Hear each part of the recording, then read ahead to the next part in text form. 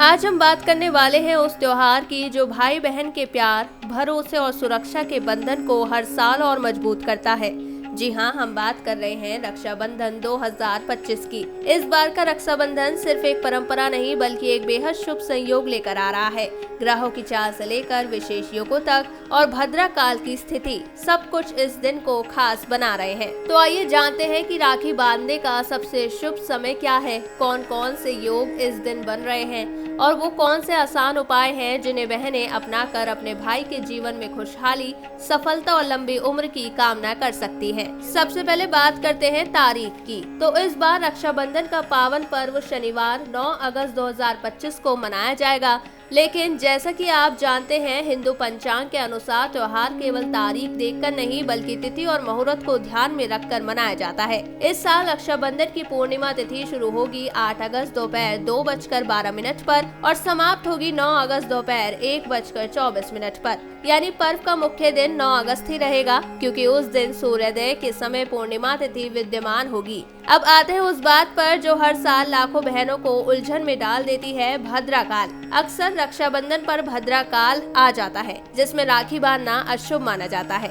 लेकिन इस बार बहनों के लिए राहत की बात यह है कि भद्रा काल 9 अगस्त की सुबह 1:50 पर ही समाप्त हो जाएगा। यानी जब आप नींद से जागेंगी तब तक भद्रा जा चुकी होगी और शुभ मुहूर्त शुरू हो चुका होगा। राखी बांधने का शुभ मुहूर्त रहेगा सुबह 5:35 से दोपहर 1:24 तक। इस अवधि में आप बिना किसी संकोच और चिंता के अपने भाई को राखी बांध सकती हैं, पूजा कर सकती हैं और उसके उज्जवल भविष्य की कामना कर सकती हैं।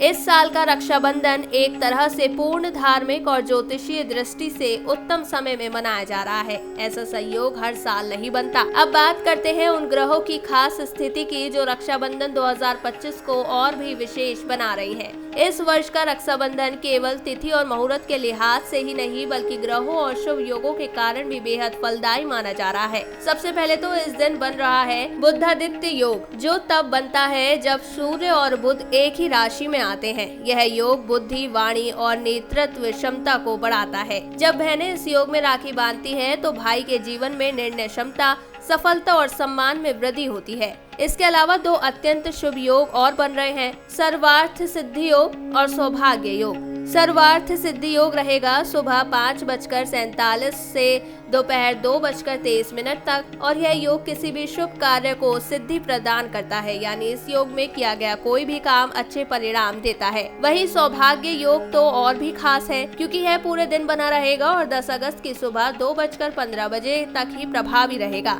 यह योग जीवन में सौभाग्य, समृद्धि और खुशियों को बढ़ाता है। इन सभी योगों में राखी बांधना, पूजा करना और भाई की लंबी उम्र व सफलता की कामना करना अत्यंत शुभ और फलदायी माना जाता है। इस बार का रक्षाबंधन सच कहे तो केवल एक परंपरा नहीं बल्कि ग्रहों की कृपा और शुभता का अद्भुत संगम बन चुका है।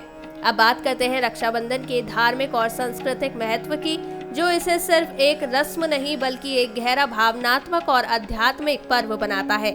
रक्षाबंधन कोई साधारण धागा नहीं होता, यह उस अनमोल रिश्ते का प्रतीक है जो भाई और बहन के बीच जन्म जन्मांतर का बंधन बनाता है। जब बहनें अपने भाई की कलाई पर राखी बांधती हैं तो वह उसमें 3 पवित्र गांठ लगाती हैं। ये 3 गांठें केवल धागे की मजबूती देने के लिए नहीं होती बल्कि इनका संबंध त्रिदेवों ब्रह्मा, विष्णु और शिव से होता है। एक गांठ रचना के लिए, दूसरी पालन के लिए और तीसरी संहार से रक्षा के लिए होती है। भाई उस राखी को सिर्फ एक धागे के रूप में नहीं बल्कि संस्कार, कर्तव्य और वचन के रूप में स्वीकार करता है और बहन को जीवन भर सुरक्षा, सम्मान और साथ देने का संकल्प लेता है। इसलिए रक्षाबंधन केवल एक त्योहार नहीं बल्कि श्रद्धा, भावना और विश्वास का अटूट बंधन है जो हर साल इस रिश्ते को और भी गहरा करता है। अब जब हम शुभ मुहूर्त और धार्मिक महत्व की बात कर ही चुके हैं तो ये जानना भी जरूरी है कि राखी खरीदते समय किन बातों का विशेष ध्यान रखा जाए, क्योंकि हर राखी शुभ फल देने वाली नहीं होती। कुछ राखियों से परहेज करना ही समझदारी है। रक्षाबंधन का पर्व जितना भावनात्मक होता है उतना ही धार्मिक रूप से भी महत्वपूर्ण होता है। ऐसे में राखी चुनते समय केवल उसकी खूबसूरती या फैशन को नहीं बल्कि उसकी पवित्रता और प्राथमिकता को भी ध्यान में रखना चाहिए। कुछ राखियां ऐसी होती हैं जो धार्मिक दृष्टि से उचित नहीं मानी जाती और उनसे परहेज करना ही अच्छा होता है। जैसे कि ब्रेसलेट जैसी राखियां जो देखने में भले ही ट्रेंडी और स्टाइलिश लगे, लेकिन उनमें वह पारंपरिक पवित्रता नहीं होती जो एक रक्षा सूत्र में होनी चाहिए। वहीं देवी देवताओं की तस्वीर वाली राखियां भी अक्सर इस्तेमाल होती हैं, पर अगर ये जमीन पर गिर जाएं या टूट जाएं तो अनजाने में धार्मिक अपमान हो सकता है। ईविल आई या नजरबट्टू वाली राखियां ज्योतिषीय रूप से नकारात्मक ऊर्जा को आकर्षित कर सकती है, इसलिए इन्हें भी टालना बेहतर होता है। इसके अलावा काले रंग या प्लास्टिक से बनी राखियों को भी अशुभ माना जाता है, क्योंकि काले रंग को नकारात्मक ऊर्जा से जोड़ा जाता है। इसलिए सलाह दी जाती है कि प्राकृतिक धागों से बनी हल्के पीले, लाल या केसरिया जैसे शुभ रंगों वाली राखियां ही चुनें, जो न सिर्फ दिखने में सुंदर हो बल्कि धार्मिक रूप से भी शुभ फल देने वाली हो। अब जब शुभ मुहूर्त, ग्रहों की स्थिति और राखी से जुड़ी सावधानियों की बात हो ही चुकी है, तो चलिए जानते हैं उन खास उपायों के बारे में जिन्हें बहनें रक्षाबंधन के दिन अपनाकर अपने भाई की लंबी उम्र, सफलता और सुख शांति के लिए कर सकती है। ये उपाय सरल हैं, लेकिन इनका आध्यात्मिक प्रभाव गहरा होता है। राखी बांधना सिर्फ एक परंपरा नहीं बल्कि एक आध्यात्मिक कर्म होता है। यदि इसे श्रद्धा और विधि पूर्वक किया जाए तो ये न केवल भाई बहन के रिश्ते को मजबूत बनाता है, बल्कि भाई के जीवन में सुख, समृद्धि और सफलता भी लाता है। इस पावन अवसर पर बहनें कुछ सरल लेकिन प्रभावशाली उपायों को अपनाकर अपने भाई की रक्षा और उन्नति के लिए शुभ संकल्प ले सकती हैं। सबसे पहला उपाय है राखी का शुद्धिकरण। जब भी राखी खरीदे उसे सीधे भाई की कलाई पर बांधने से पहले थोड़े से गंगा जल में डुबाएं और फिर किसी देवी देवता के चरणों में कुछ क्षण रखें। यह प्रक्रिया राखी को एक पवित्र रक्षा सूत्र में बदल देती है।